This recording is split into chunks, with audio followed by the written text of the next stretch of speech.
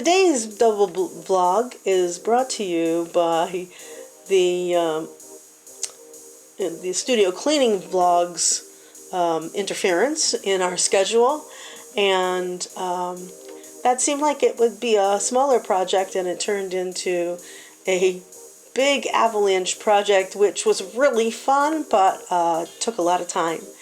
So therefore, I did the stamping and the printing on the days, but today we're putting 2 days together so that you can see what I did on those days. And you can see the studio cleanup. It's already posted and ready for your viewing. It was a lot of fun to make. It was very surprising to find out how much stuff there was and how disorganized it was. But it was really fun to do it, and really put the things together that went together. We had a lot of laughter and humor and evaluating what should go where. So I hope you'll go back and watch that and have fun with it and see how much fun we had with it. Meanwhile, I'm carving every day. I've carved every day of December. I started out with some big stamps because I had a few, big stamps in my mind that I wanted to do this month. And I prioritized doing those first because I knew I wanted to get them done. But then I also realized that, a big stamp is great, but the little stamps you can use in so many different ways. Use them as a repeated pattern. You can combine them. You can just use a single stamp on something like a card or something like that. So I actually find that my smaller stamps are the ones I use the most, get the most use out of. So on one of the days I carved 3 stamps, small stamps, and other days I've carved 2. And now I'm getting quite a collection of small stamps to use together.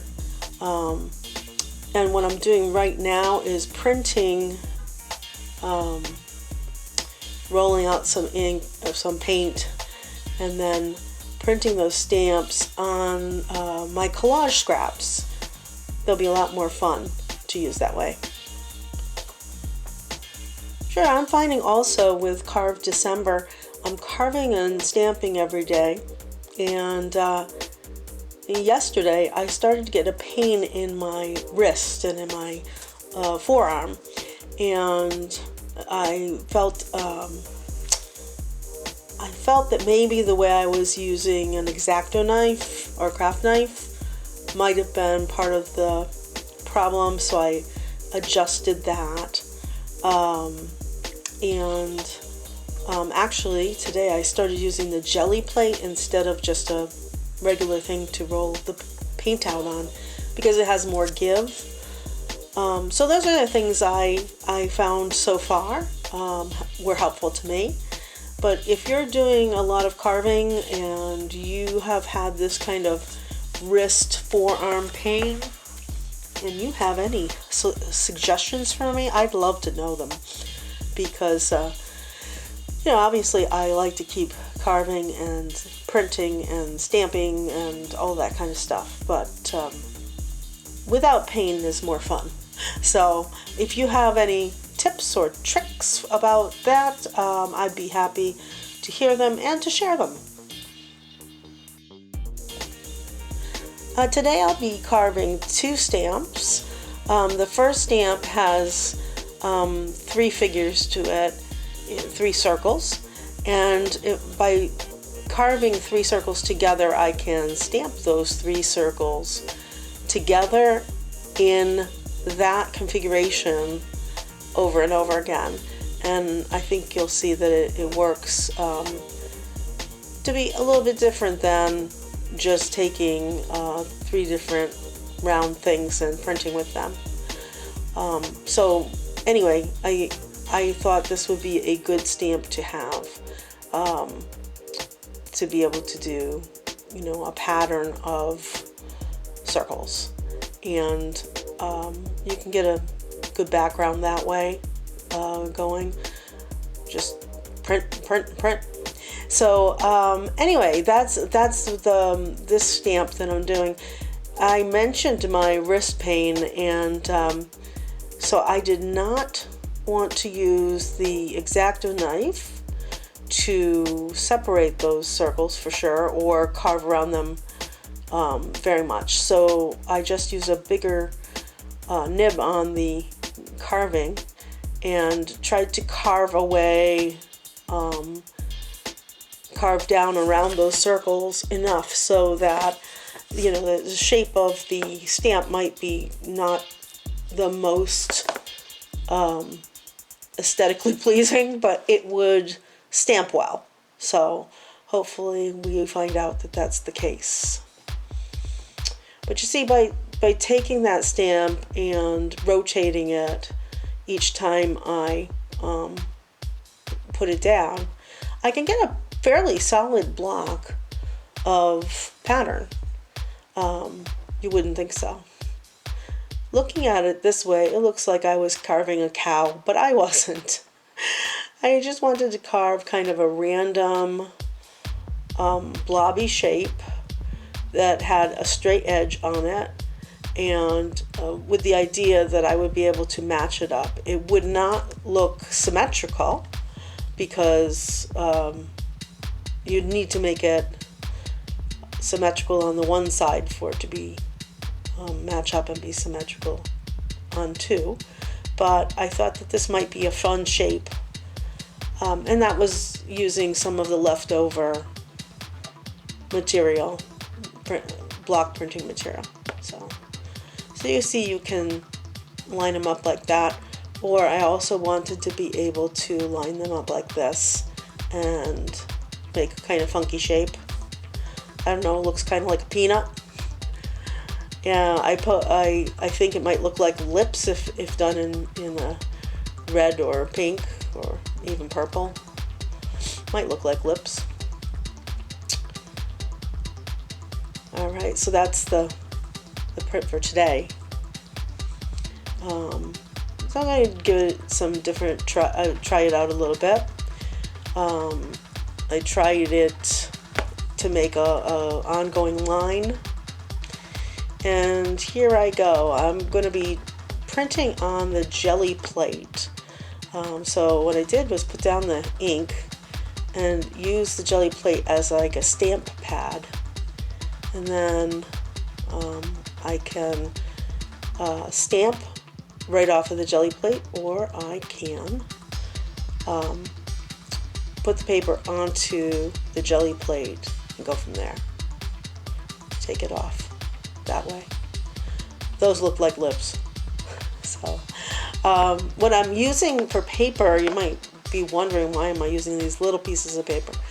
I keep my scraps in a collage box, a box to use for collage, and I use those papers up, you know, fairly quickly.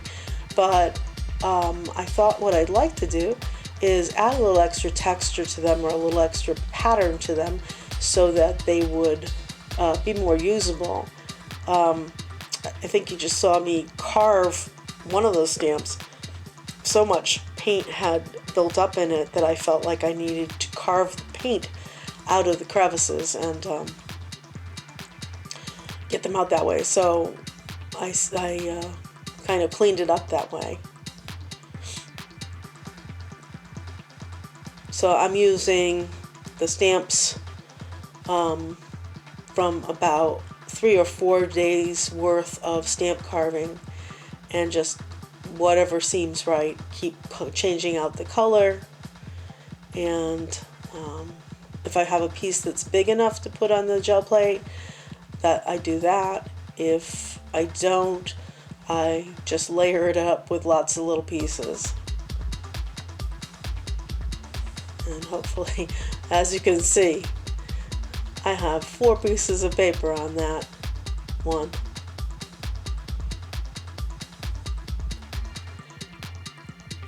So I think that the gel plate really helped me today with my printing, because it certainly wasn't as hard a surface, and it gave my wrist and my arm a bit of a like a bouncy surface to work on, as opposed to, you know, the harder surface. And I think that really worked out well for me.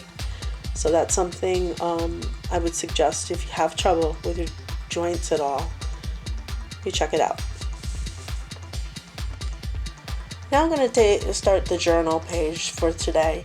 I want to use some of the papers that I've just printed on, and so here you see I'm sticking some in, trying to decide where they'll go.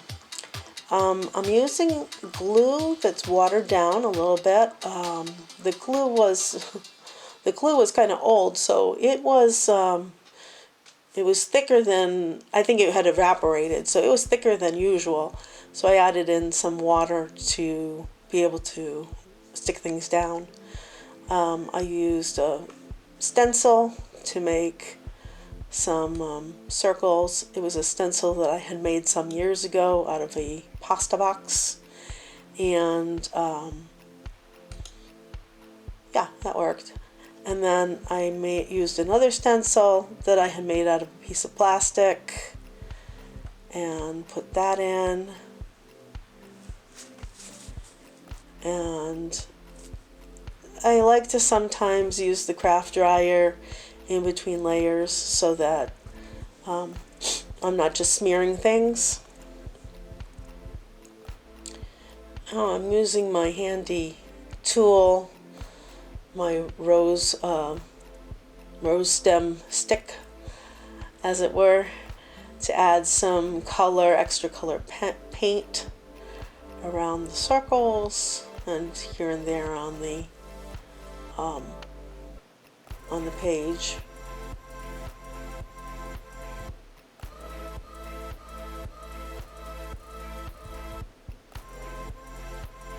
As I was doing this, I was thinking about how many things happened this year.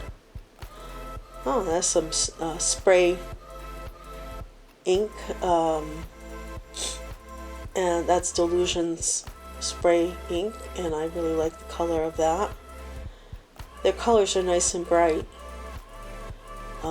Some people find that, well, they're water-based, so if you put anything watery on them after the fact, they'll reignite, not ignite, but revive and start to smear. So some people have a problem with that. I just really like them. So, I put glue down on the page and then some sparkly embossing powder, and then blow dry that, and it comes out very sparkly and pretty white. There's a white finish in there too, and it's sparkly and white. And I think that's what made me start thinking about the end of the year, was because it does look quite a bit like snow, something that we don't like to think too much about, but it does happen. So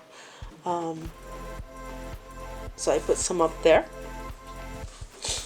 and that adds a little texture and depth, and I enjoy that. So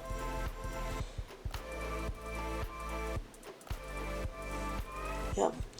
Then I decided to use to write about 2020 and the things that happened that weren't great, but how there's still a lot of good that happened as well. And so that was my writing. The sun keeps on shining. Maybe not today, though. It's very foggy out today here. So And so here I am with a gel pen adding in little details. And I'm getting close to the end here. I hope you enjoyed this art journal page and the whole vlog. Thanks for watching, and hope to see you very soon.